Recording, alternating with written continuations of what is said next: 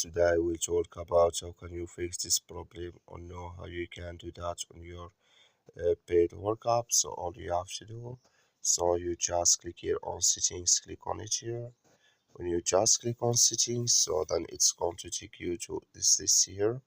It's going to show for you like this. Then you go down, just keep going down here. Then you click on apps. Then you come to apps list here, and here you're looking for paid workup. Or just click on search. Then here at paid workup, it's going to show for you like this. Click on it. So then it's going to take you to this list here. Click on first stop. Then you click on OK. Then you go down, just click here on storage. Come to storage list here. So then all you have to do now, just click on clear cache. Then all you have to do, so you just restart your phone, it's start it again, then it's going to work with you.